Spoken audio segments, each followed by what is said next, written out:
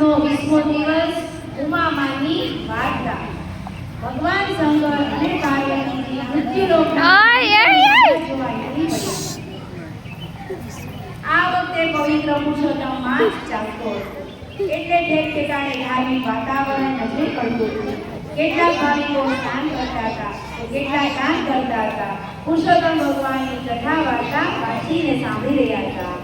મૃત્યુલોકના માનવીઓએ ધર્મમાં ડૂબેલા જોઈ શંકર ભગવાન અને પાર્વતીજીને અત્યંત ખુશી ઉપજી, કારણ કે તેઓ મહામૂલા માનવદેહને સાર્થક કરી રહ્યા હતા।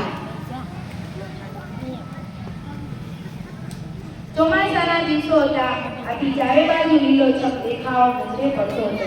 ખેતરોમાં જાત જાતના પાક બચી રહ્યા હતા। મેઘરાજાની મહેરથી ખેડૂતોના મુખ પર ઉલ્લાસ જણાતો હતો। બધાએ ઉજ્જવળ ભવિષ્યમાં મીટ માંડી રહ્યા હતા। ચાલતા ચાલતા શંકર પાર્વતી ખેતરમાં આગળ આવ્યા। આ ખેતરમાં જઈને આગળ જવાની કેડી પડતી હતી। આ ઘણા માણસોએ ચીલે થઈને જતા આવતા હતા, તેથી ખેતરમાં ઉગેલા બાજરિયા થોડે થોડે અંતરે આડા પડી ગયા હતા। ભગવાન અને પાર્વતીજીએ કેડીમાં થઈને આગળ વધવા લાગ્યું તો પાર્વતીજીના જમણા પગના ઝાંઝરમાં એક બાજરિયું ભરાઈ ગયું, પરંતુ માતાજીને ખબર નહીં। એ તો ઝાંઝરમાં ભરાયેલા બાજરિયા સાથે ખેતર બહાર નીકળી ગયા। એવામાં માતાજીની નજર પડી કે તરત જ પેલું બાજરિયું ઝાંઝરમાંથી ખેંચી કાઢ્યું। લીલું મજાનું જોરદાર ભરાવદાર બાજરિયું હતું, તેથી તેના દાણા ખાવાનું પાર્વતી માને મન થઈ આવ્યું। માતાએ તે બાજરિયાને બે હાથે મસળી નાખ્યું, એટલે દાણાથી ખોબો ભરાઈ ગયો। તે તો થોડા થોડા કરીને બધા દાણા ખાઈ ગયા અને ભગવાન આગળ તેની મીઠાશનું વર્ણન કરવા લાગ્યા। પાર્વતીજીની આવી મનોદશા ઉપર ભગવાન શંકરને ખૂબ જ હસવું આવી ગયું। તેમણે પાર્વતીને ઠપકો આપતા કહ્યું કે દેવી, આપણાથી ખેતરના માલિકની રજા સિવાય એક દાણાનું પણ લેવાય નહીં, અને તમે તો આખું 365 દાણાવાળું બાજરિયું સાફ કરી ગયા। આ તો તમારો અપરાધ કઈ નાનો સૂનો નથી। આ સાંભળી પાર્વતીજીએ પોતાની ફરજનું ભાન થયું। તેઓ બોલી ઉઠ્યા, હે દેવ, હરખમાં મને ભાન રહ્યું નહીં।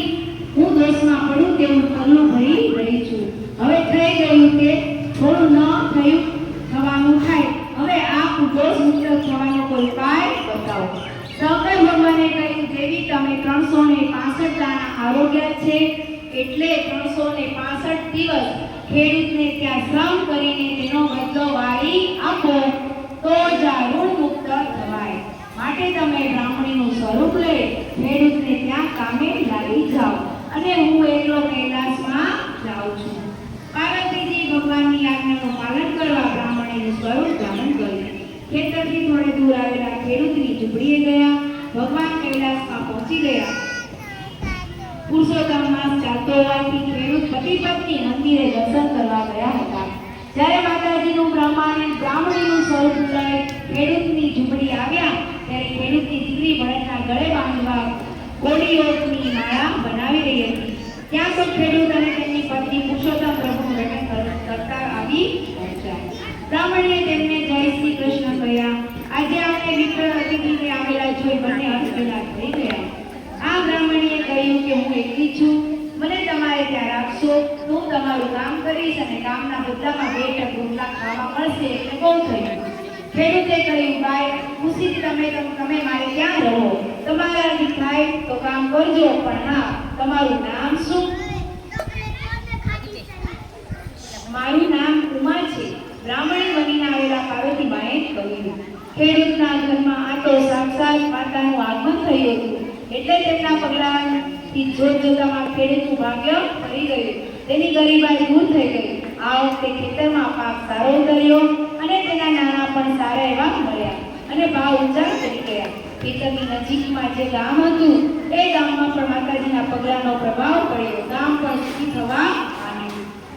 ઉમાબા કહીને ખેડૂતની પત્ની બોલાવે છે, અને ખેડૂત ઉમા બહેન કહીને બોલાવે છે। તેણે ઉમાને ધર્મની બહેન ગણી છે।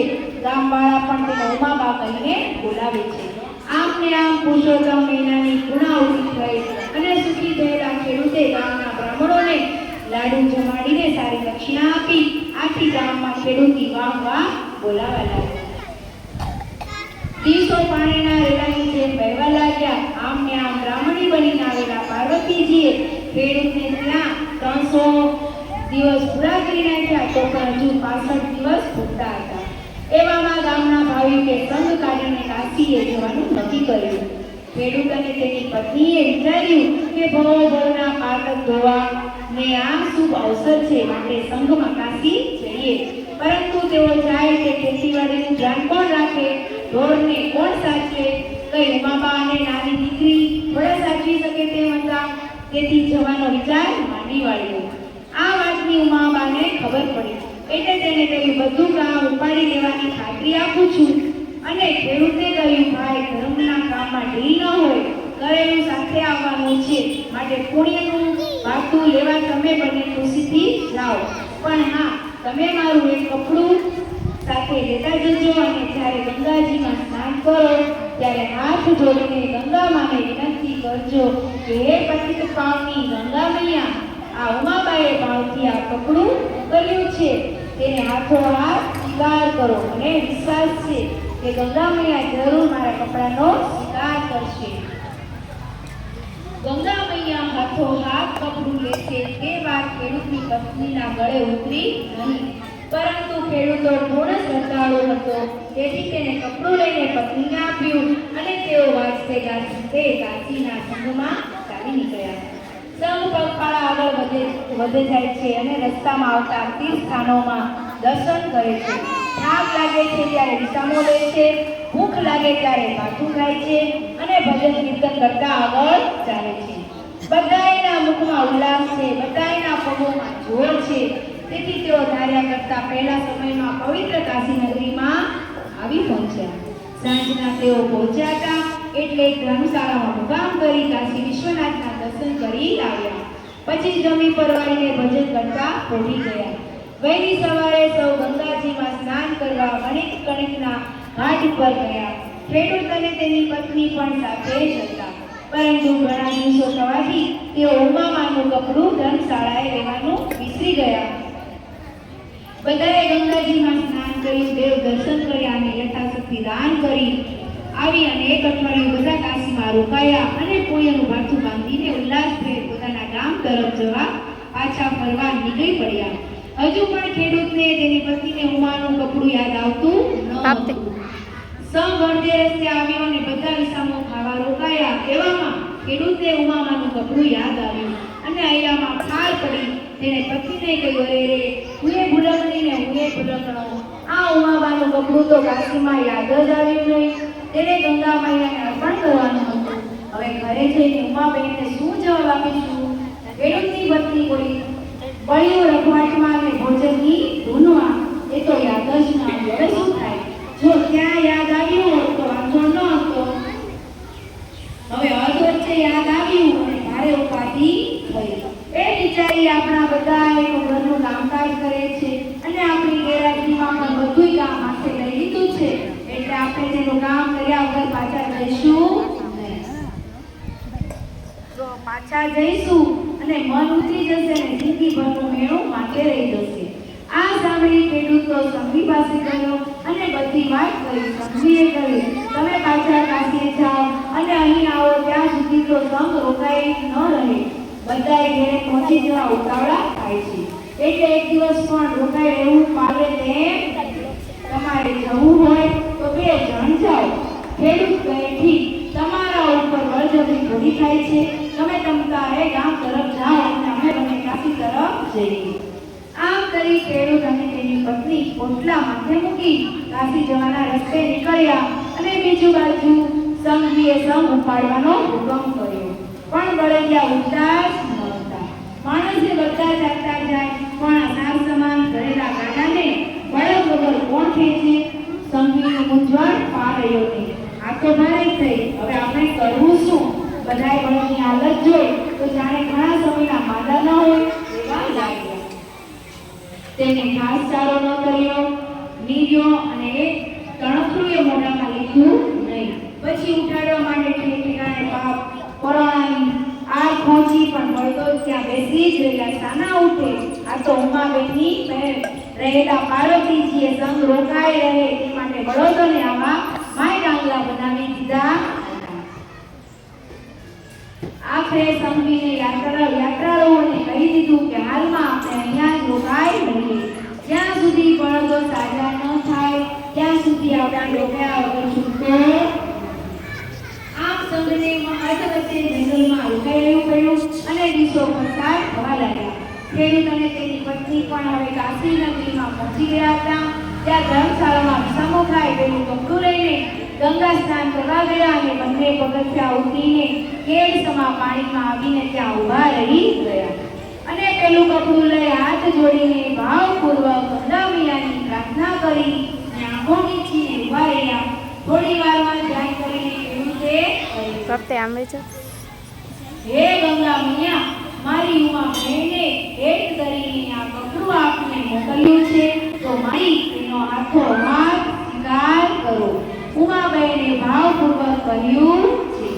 ગંગા મૈયા હાથો હાથ કપડું લેશે. મૈયા, અમારું વચન રાખો અને જડ કપડાનો સ્વીકાર કરો.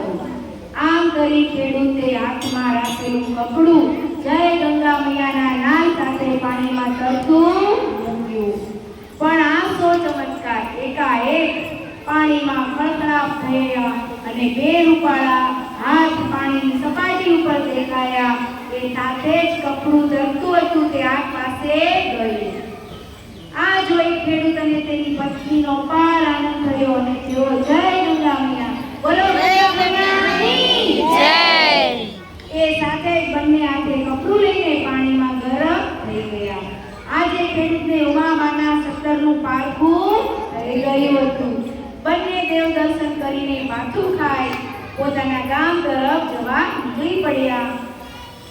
તો અર્ધ વચ્ચે સંઘે પડાવ નાખેલો જોયો. તેમના આશ્ચર્યની અવધિ ન રહી. આટલા બધા દિવસ સંઘ રોકાયો કેમ? તે દિવસમાં બધા ઘેર જવા માટે ભારે ઉતાળા થયા હતા ને. સંઘવીએ કહ્યું, પટેલ, જેવા તમે અહીંથી કાશી જવા ઉપડ્યા તેવા જ બધા બળદો માંડા પડી ગયા હતા. હવે સામાનથી ભરેલા ગાડા સી રીતે લઈ જવા? એટલે બળદો સાજા થવાની રાહ જોઈ બેઠા હતા. તમે જરા જુઓ ને બળદોને શું થઈ ગયું છે.